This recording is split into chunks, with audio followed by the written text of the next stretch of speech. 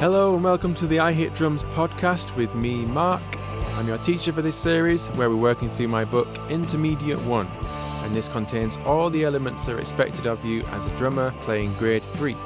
We're going to continue looking at using the hi-hat foot today, but instead of using the hi-hat foot within grooves, we're going to start using the hi-hat foot within fills. If you don't yet have the book, you can find this on my website, ihatedrums.co.uk. And if you're brand new to drumming, you can also access a free groove starter pack by subscribing to the website. I'm also adding regular videos to YouTube covering a variety of topics including recording, reading, intermediate lessons, beginner lessons, and playing live. So please follow, like, subscribe, send me your soul, whatever you like. Let's get started on page 53 of the book with exercise 5.6. So today we're going to be revisiting those 4 different hi-hat foot patterns.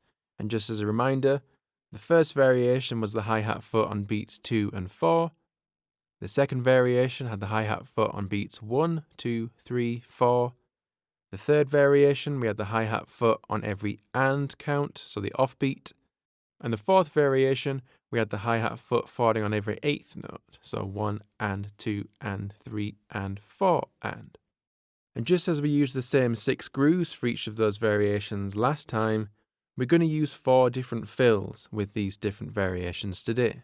If you look at exercise 5.6, we've got 4 different lines.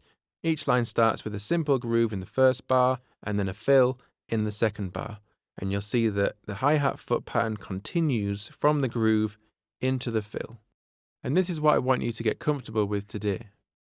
There's actually a couple of really good videos you might want to check out on YouTube. They illustrate the use of the hi-hat foot within grooves and also within fills, but moving from one into the next. The first video is Jimmy Chamberlin of the Smashing Pumpkins playing a drum solo at PASIC in 2019. Now Jimmy often uses the hi-hat foot when he's playing the ride cymbal or doing a snare roll or doing fills around the kit. And this particular video highlights that function of his left foot. And he's doing it quite a lot throughout the solo. I mean, for most of the solo, his left foot is just constantly doing 8th notes. He's also got very good technique and he's just a really musical drummer. So check that one out. Another very good video which shows some hi-hat foot control is Keith Carlock playing at the UK Drum Show in 2024. Now Keith Carlock doesn't just use the hi-hat foot as a rhythmic timekeeper. He's actually using the hi-hat foot and creating its own kind of musical melodies, almost like you would do with bass drum patterns. He's also another example of someone who's very melodic and just a really, really good drummer with excellent technique. If these 2 videos don't inspire you, then you might be in the wrong place. So getting back to exercise 5.6, the first example should sound like this. 1, 2, 3, 4.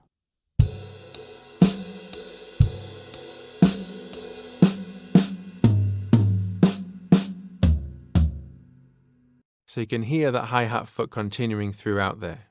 Now the fills in the 3 other examples sound like this. So in line 2, we have this fill.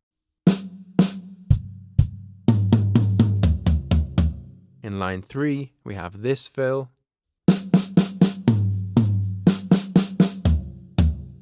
And in line 4, we have this fill.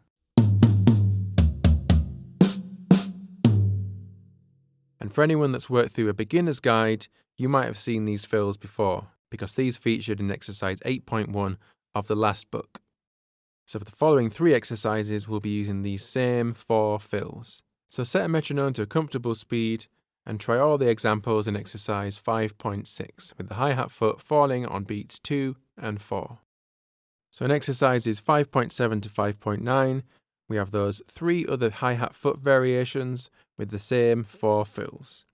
And just to give you a bit of guidance, I'll play the first line for each of these exercises.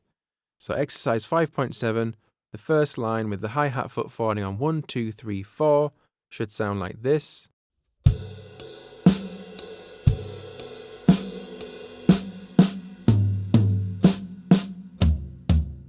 In exercise 5.8, with the hi-hat foot falling on the offbeat, so every and position should sound like this.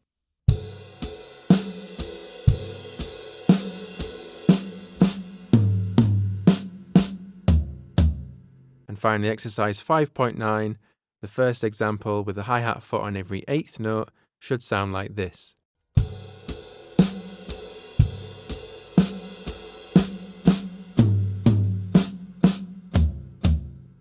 So that's a total of 16 exercises to work through with 4 different fills and 4 different hi-hat foot variations. That alone might keep you busy for the rest of the week.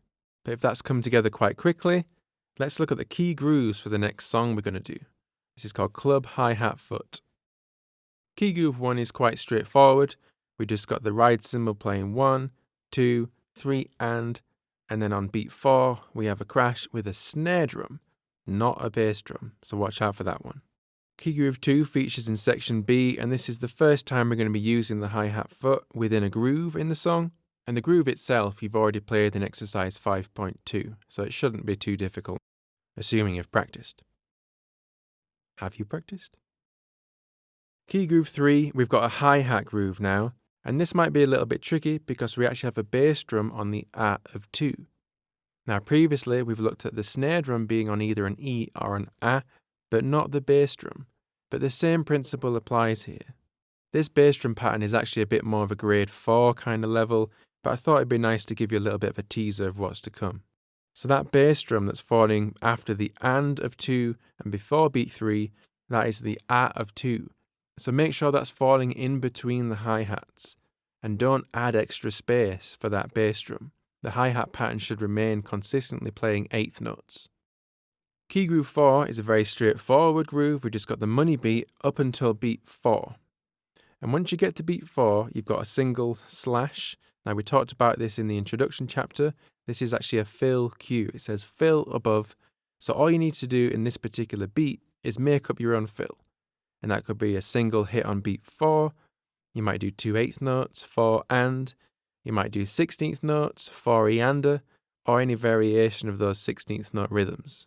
It's up to you what rhythm you choose and what orchestration you use on the kit. Just make sure you don't extend it further than one beat. And finally, key groove 5, we've got the quarter note hi-hat foot pattern here. So that's the hi-hat foot falling on beats 1, 2, 3, 4. You'll find the sheet music for the song Club Hi-Hat Foot on pages 58 and 59, and the backing track in the usual place, the link to which you can find at the start of the book. But here's what the track sounds like at full speed with drums. 1, 2, 3, 4.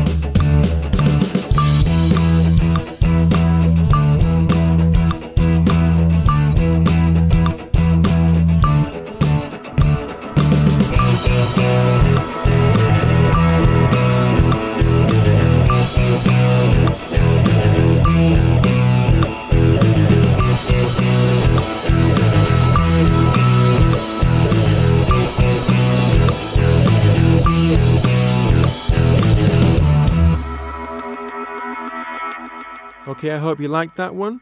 When you try this song, make sure you're paying attention to those section changes because there's a lot of shifts between the ride cymbal and the hi-hats, and even at the end we've got a lot of crash cymbal. And section E is starting with a lot of floor tom as well. So that right hand's going to be pretty busy moving around the kit. Once again, you can find the book on my website, ihitdrums.co.uk, and this is available as either an ebook or a paperback. I'd love to see how you're getting on with this track, so if it's going really well, or even if just a section of it is going really well, I'd love to see how you're doing. You can send me a video link by going to the contact page on my website, or you can get in touch with me through Instagram. If you're feeling brave enough to post the video online, please use the hashtag #IHitDrums. Anyways, happy drumming, and until next time, enjoy!